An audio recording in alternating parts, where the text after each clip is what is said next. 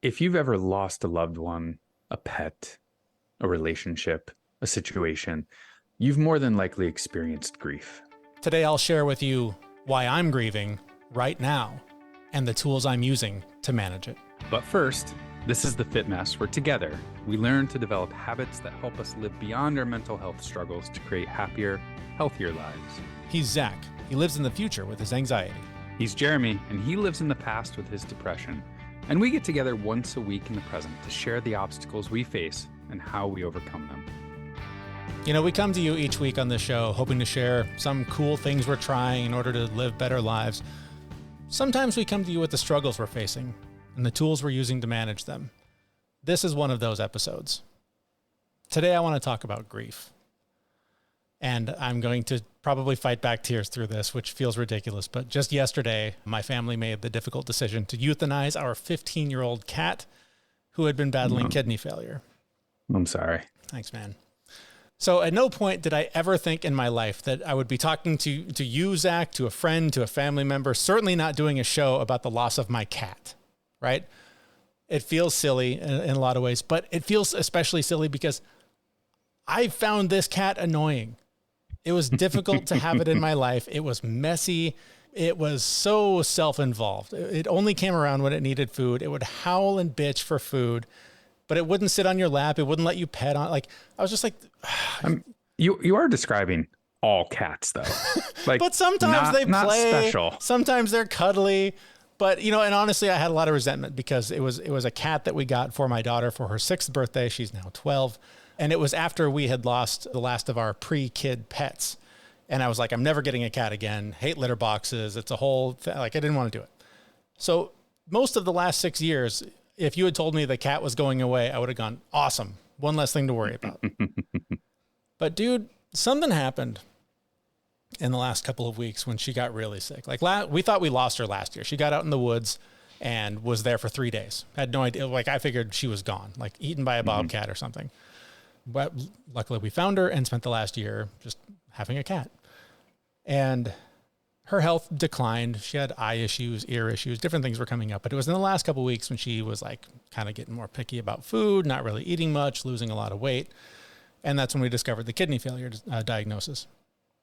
And all of a sudden, here I am putting an IV in this cat every other day, giving her medicine twice a day, waking up wondering if she's alive, like getting out of bed to go find her, make sure she's okay. All of a sudden, like, I care. All of a sudden, I'm invested. And it was kind of heartbreaking because I realized, like, so much of my annoyance with her was how she needed something from me, right? There was nothing in it for me. It was too selfish of a arrangement we had where there was nothing in it for me.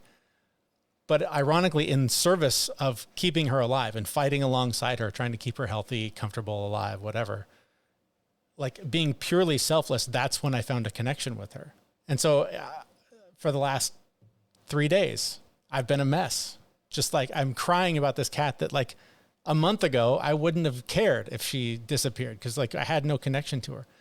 But I found it really profound to let go of my ego and act purely in service of her to form a real bond and to find love for an animal that I don't think really existed for the last 6 years.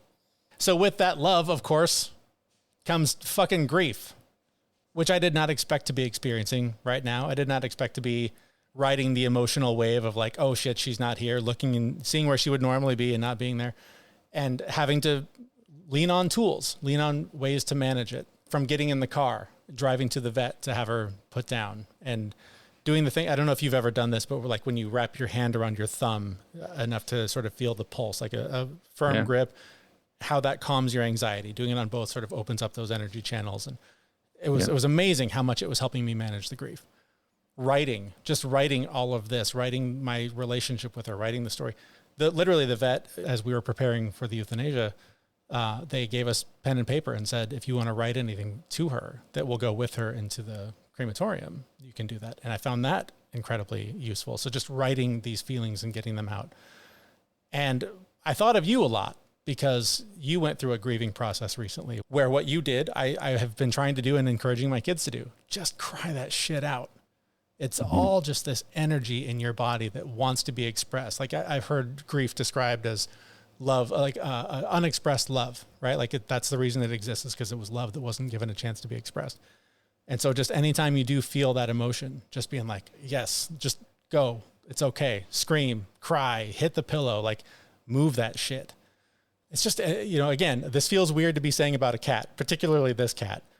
But once again, I'm reminded of the tools I have in place to manage my mental health, to manage my emotions in these tough times.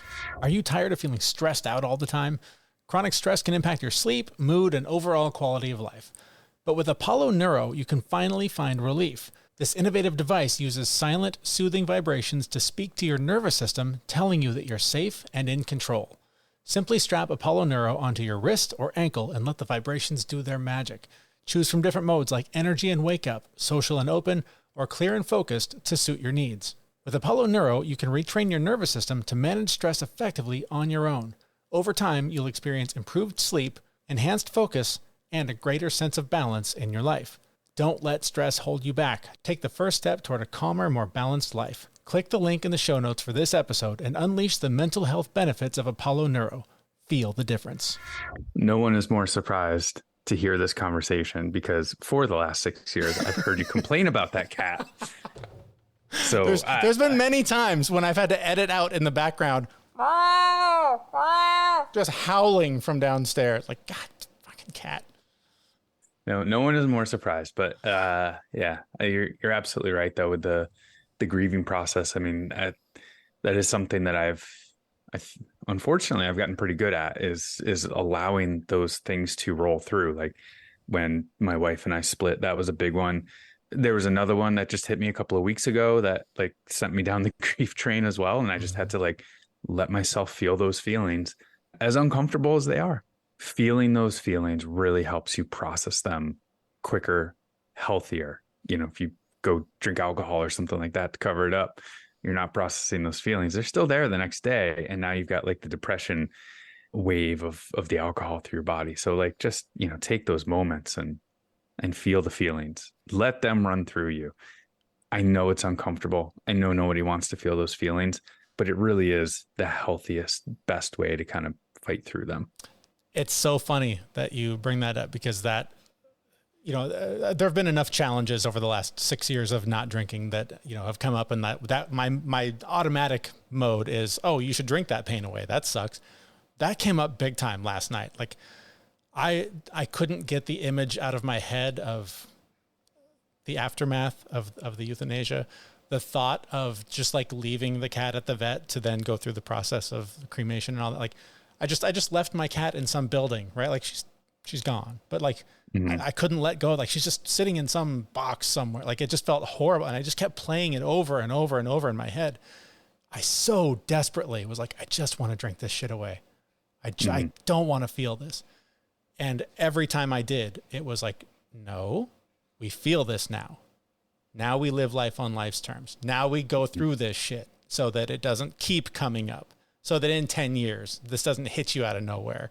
So that in 5 years, this doesn't hit you out of nowhere. So you don't wake up tomorrow feeling super depressed and sad and deep in grief and hungover, right? Like all of the work really kicked in. And I woke up this morning really proud of myself because I felt it. I cried my way through it. And I'm able to be a better dad for my kids because of it. I'm able to be a better husband to my wife because of it. All like, just again, man, there are days when all this self-development stuff is just like, just fuck it. God, it's just exhausting to keep up with. And man, it's hard.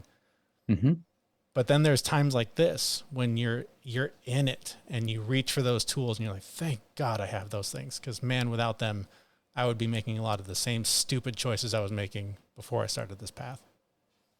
Yeah, good for you. I mean, again, grief is one of the worst feelings.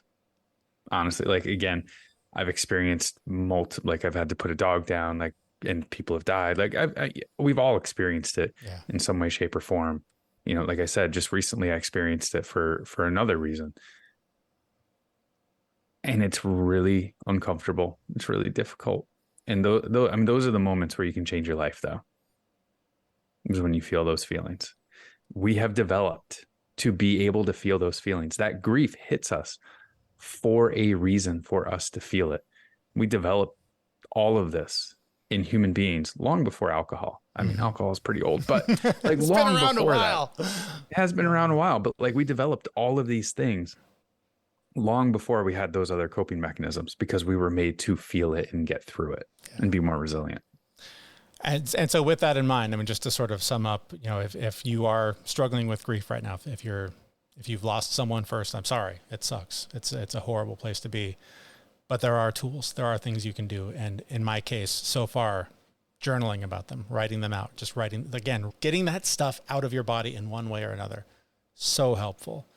Being mindful of those feelings, not hiding from them, not drowning them in something, just feeling them, being super aware of what they are and allowing that energy to getting it out of your body. Grief is energy that just wants to get out of your body. So I've been telling my kids, like, let's go for a walk, let's go for a run, go hit a pillow, scream, cry, like move that energy. It's so important. That is the processing. That's when we say processing, that's what we're talking about. Get that shit out. Mm-hmm. And in that, just find time to take care of yourself. You know, if it is just for yourself, taking a walk, listening to music. You know, we came home and just watched a comedy after the procedure because we just were like, we just need something to distract us for a little bit, right? Do what it takes to move that energy, give yourself breaks when you need it, but one way or another, keeping it inside and drowning it in something is not going to be the answer. Feel it, process it, get it out of your body. Couldn't say it any better. Well, there you go. An episode I never thought I would record about the grief of losing my cat. That feels very silly to say as a 46-year-old man, but it is what it is. I hope you have found this helpful. I hope you have enjoyed this episode. You can find more like it and bonus clips from our show at our website. That's thefitmess.com.